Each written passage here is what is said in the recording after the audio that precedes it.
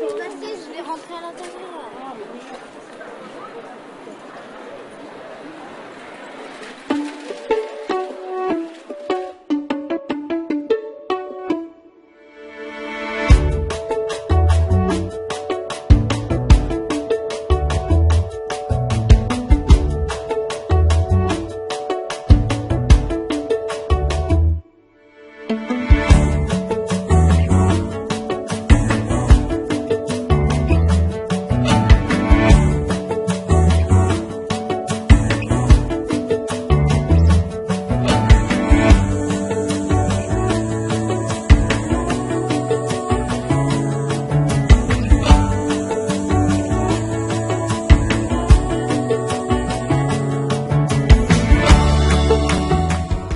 Welcome to the first Aspirational Healthcare Conference.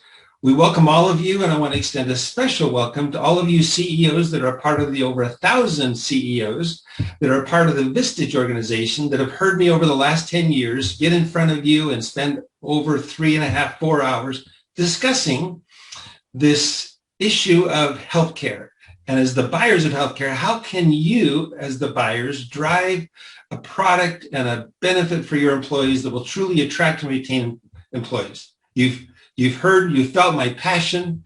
You know that my background is running hospitals. I left that industry to try to put fences at the top of the cliff instead of just making money fixing people after they fall off a cliff. Well, as many of you have heard me speak and you know my passion, I want to share with you that about 6 or 8 months ago, I came across the best healthcare system in the world. And when I learned about the NUCA system of care that was created by the South Central Foundation up in Alaska, created 20 years ago, I thought I need to share with all of you CEOs through Vistage and every CEO across this country that there is a healthcare system out there in the world, right here in America, that we can put on a pedestal and say, this is the example of how healthcare should work. It's an aspirational healthcare model versus the deficit-based healthcare system that's expensive, dysfunctional, that we're also used to, and that we're purchasing in an effort to try to attract and retain top talent to our businesses. Well, it's our pleasure to share with you over the next couple of days some incredible stories of how the NUCA system has built their healthcare system focusing on the customer. And what happens when the system is built around the customer versus building a deficit-based system where it's all about we're the institution of medicine, come be the benefactors of our great wisdom after you fall off a cliff. Well, when the focus is on keeping people from falling off the cliff in the first place, you get superior outcomes, improved population health, and incredibly importantly, lower cost. Superior outcomes at half the cost. So it's our pleasure to share with you some incredible stories over the next couple of days of how that can happen and how you, as the buyer of the healthcare, are really in the best position to drive that. No one has more influence than market forces and you, the purchasers, to drive healthcare to give you what you want. And as you've heard me say over and over, it's truly the absence of a buyer that truly says, this is what I want, I'm going to monitor what I want, and I'm going to align the system to work for me. You've heard me say the best thing you can do is create a true expectation that you want, as you've always told me. Every time I ask you, what do you want? You say, I want to attract and retain top talent.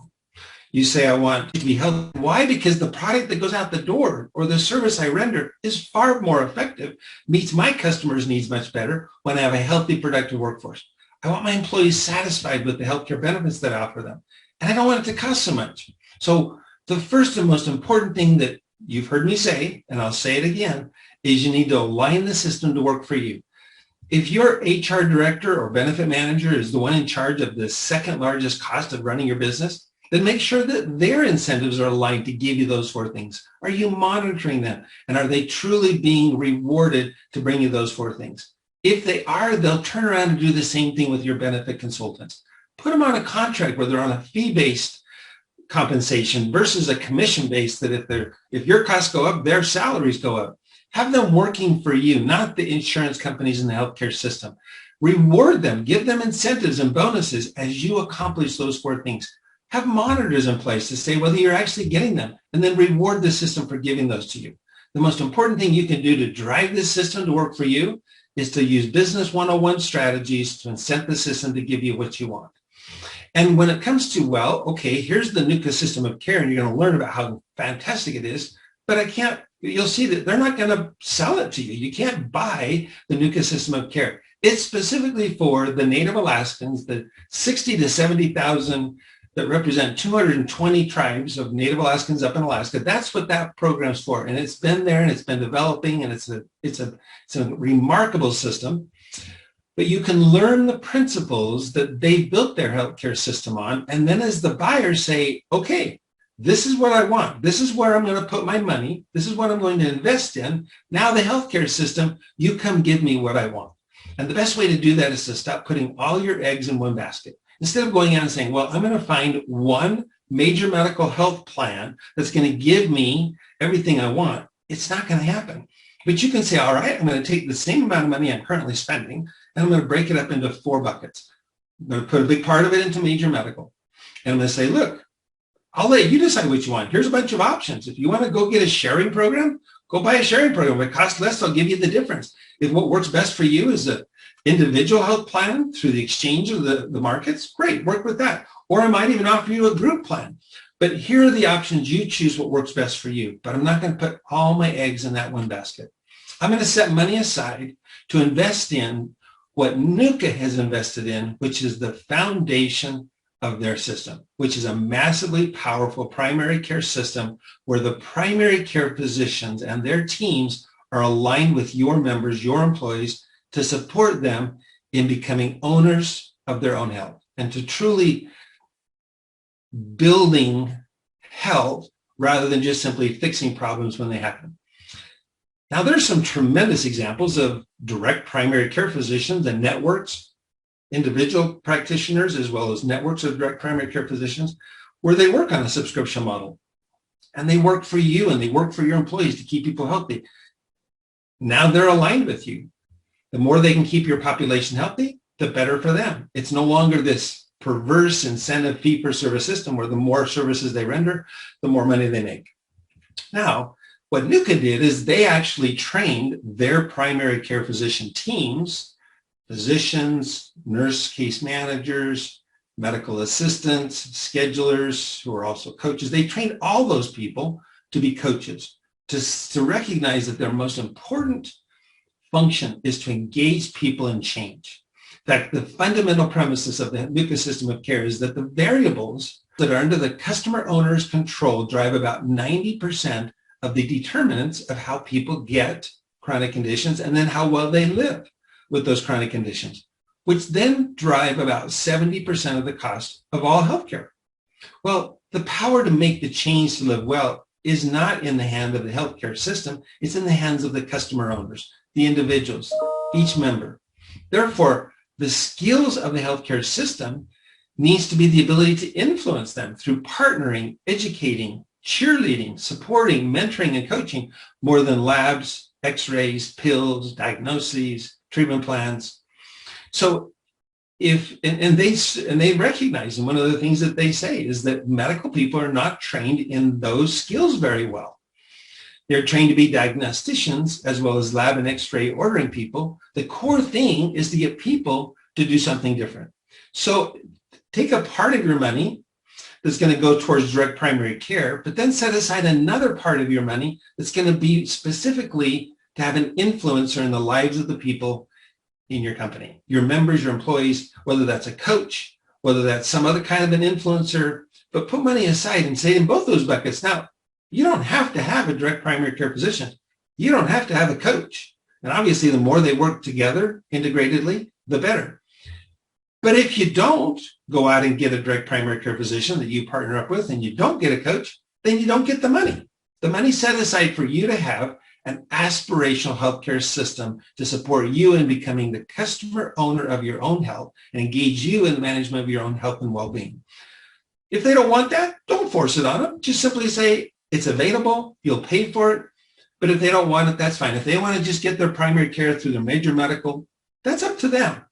but you build an aspirational healthcare benefit that's going to support them in taking ownership of their own health and drive better health. And the last bucket is simply put money aside into an HRA or an HSA that can roll over every year. It can build up to help create consumerism on the part of your members, where they have money to pay for those deductibles and co-insurances when in fact there is an event, some kind of a catastrophic event. Well, that's the primary message of this conference. And you'll hear that along with how do we eradicate heart disease? Well, that's through prevention and proactive. How do we create and what does a massively powerful primary care system, which is what the NUCA system calls it, what does that look like? We're also going to talk about how do you create these lasting behavioral changes. If you're going to get someone to come in and influence your people, you can't expect by just using a typical wellness program where you hand out incentives for people to do simple tasks that you're ever going to create population-wide health improvement and lasting behavioral change. It takes a lot more work because it's the hardest thing there is to do in healthcare, to drive people, to support people, to engage people in the best practices of having them take ownership and actually improve their health, improve their behaviors, and improve their lives. Well, you're going to learn about what that looks like and what are the principles that make that happen. We're going to talk about the importance of mental health and how you build in proactive mental health within your plan so that you get in front of those emotional well-being risk factors. Mental illness, depression, and uncontrolled stress are the biggest risk factors that affect healthcare costs more than anything else. So what are you doing as you design your plan to really address those issues and be proactive and get in early? Early intervention is the key to managing mental health. What about continuous quality improvement? Are you building a plan that in itself and through those who are managing the plan, as we talked about earlier, those monitors of what you want, are you building something where you're monitoring those outcomes and it's improving every year? And are you expecting the healthcare system that you purchase to build continuous quality improvement into what they do? Are you selecting partners that help you build this, that implement those continuous quality improvement strategies? Well, the NUCA system is built from the very beginning on this concept of continuous quality improvement. In fact, they're the only healthcare system that literally built their entire system by first going out to the customer and saying, what do you want? And then once they determined what their customers wanted, they simply said, this is what we're going to build. Those that aren't with us, take a hike. But we're going to build it.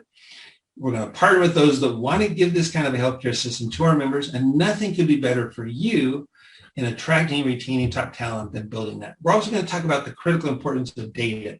And clearly, if you're going to monitor things, the data is important to be accurate and that it supply you with the information to see whether you're getting what you really want as the customer. Well, again, we welcome you to the conference. We hope you enjoy it. Those are the messages that we hope you'll hear over and over and that you'll take back and actually implement through your purchasing power to drive this industry, this largest healthcare, the largest industry in America, to drive it from being deficit-based, where we simply fix people after they fall off a cliff, to being aspirational, where we put fences at the top of the cliff, we get in front of things, and we actually improve the health of our population. With that, again, we welcome you. We hope you enjoy the conference, and we'd love to get your feedback. Have a great time.